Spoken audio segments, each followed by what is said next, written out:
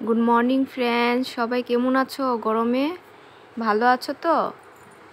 আমি তো মোটামুটি আছি, আশা করি সবাই ভালোই আছো। যে গরমটা পড়েছে আজকে, তো ঘুমের থেকে উঠেই দেখি আমার মাথা ঘুরিয়ে গেল। ইস, এত রোদটা দেখে তো কি করব বলো? বসে থাকলে তো আর হবে না, কেউ তো এসে খাওয়া দেবে না, তো লেগেই পড়লাম কাজে।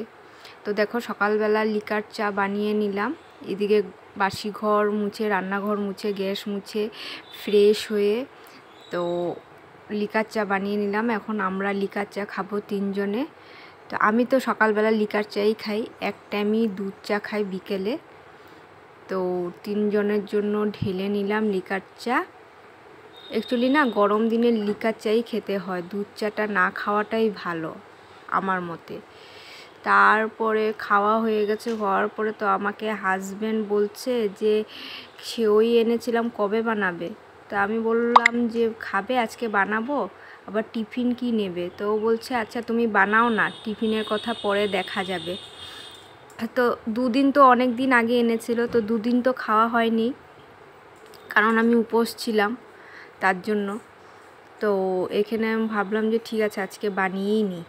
তো এখানে দেখো, কড়াইয়ের মধ্যে ঘি দিই নেই, ঘি ছিল না, ঘি আনতে বলতে ভুলে গেছি। তো সাদা তেল দিয়ে অল্প ভেজে নিলাম। ঘিটা দিলে গন্ধটা সুন্দর হয়, ভালো লাগে। আর জানো বন্ধুরা, আমি না এলাচ দিতেও ভুলে গেছি, এলাচ এনেছি, দিতে ভুলে গেছি।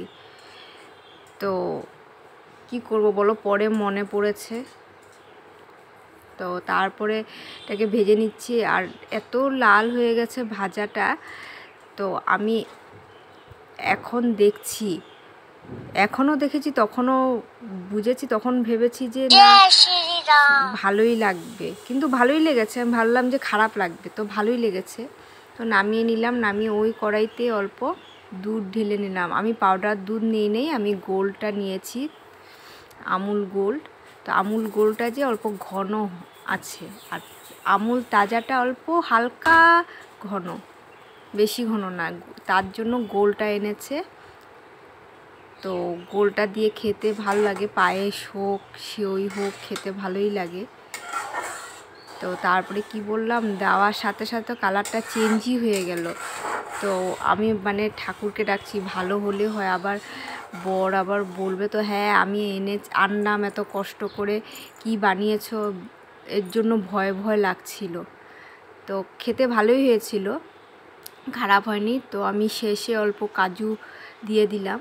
তো এখানে দেখো, আমি লুচির জন্য বেলে রেখেছি, লুচি ভাজবো, যখন যে খাবে ভেজে দেব। তো এখন বর এসে বলছে দাও খেতে দাও। তো কড়াইতে তেল দিয়ে, তেলও গরম হয়ে গেছে। তো এখানে লুচি বেলে রেখেছিলাম, দিয়ে দিলাম, দিয়ে তো দেখো ফুলছে। আমি ভাবছি যে ফুলবে না, তো ভাবতে ভাবতে দেখি যে ফুলে উঠেছে। তো দেখে মনটা এতই ভালো। আর লুচি যে না ফুললে যে আমার বানিয়ে ভালো লাগে না। তো জানি না রুটি আটা মাখার উপরে ডিপেন্ড করে না কিসের উপরে ডিপেন্ড করে, কিন্তু আমার ফুললে না ফুললে ভালো লাগে না। তো সবাই খেয়ে চলে গেছে কাজে। তো আমি এখন খেতে বসে গেছি, খিদেও পেয়ে গেছে। তো আমার এখানে কাজ হয়ে গেছে, কাজ হয়ে তো এখানে বসে আছি। তো বসে এখানে গরমে, তো দেখো এখানে কি রোদ উঠেছে, আমি তো দেখে মাথা ঘুরাচ্ছে। কেমন করে সারাদিন আমি কাজ করব, কেমন করে রান্না করব ভাবছি। তো এখানে কারেন্টটা দেখো এসে পড়ছে, যাচ্ছে যে আসছে। তো 15-20 মিনিট দেখো আমি বসে আছি, 15-20 মিনিট পরে আসছে, আবার দিচ্ছে, আবার চলে যাচ্ছে। কি কাজ করব, কিচ্ছুই ভালো লাগছে না। গরম পড়েছে, আজ বৃষ্টি দিল, বলবো বৃষ্টি, তোমরা তো শুনে শুনে কি আর বলবো তোমাদেরকে। কিন্তু বৃষ্টি দিলে জানো কাজ করা যায়, সব কিছু করা যায়, কিন্তু গরম দিলে যে আর ইচ্ছা করে না জানো। কারেন্টটাও চলে যাচ্ছে, আসছে আবার চলে যাচ্ছে। প্রচণ্ড গরম, প্রচণ্ড গরম।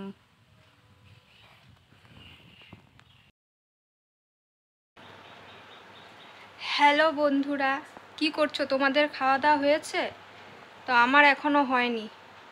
এখন 3:30 বাজবে, 3:30 না 3:45 বেজে গেছে দেখো। তো আমি এখন খাবো।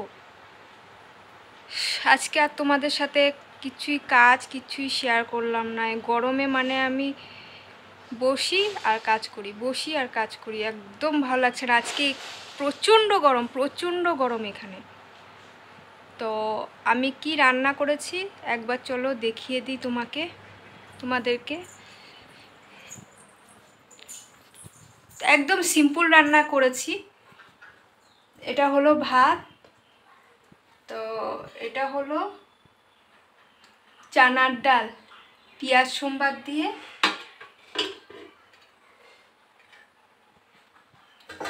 আর এটা হলো আলু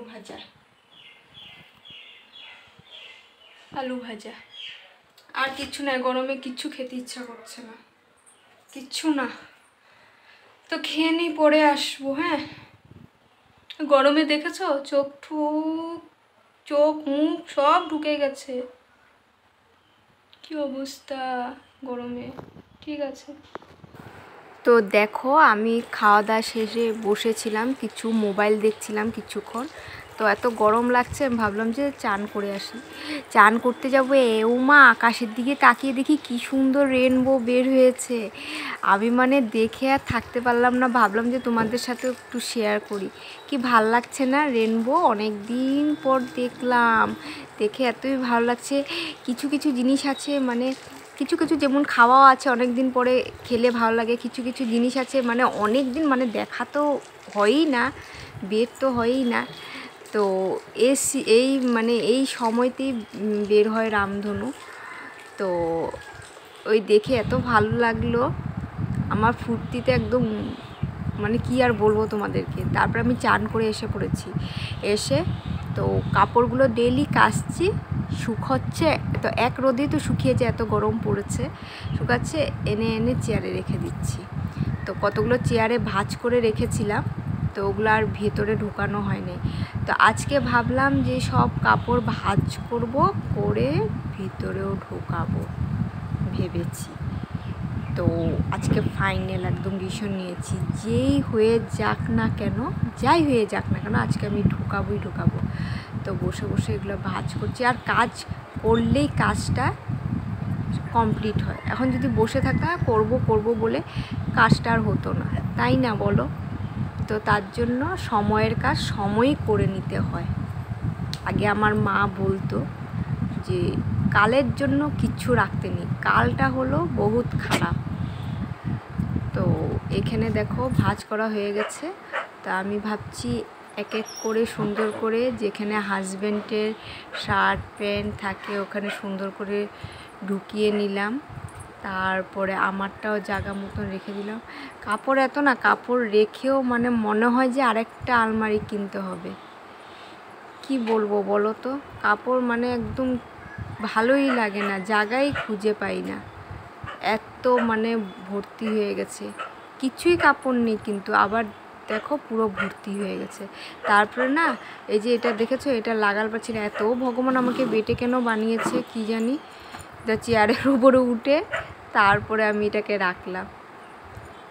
ঠিক আছে, তো আজকে আর কোনো ভিডিও দিতে পারলাম না, দিইনি। তো কেমন লাগলো আজকে ভিডিওটা বলবে। Thank you.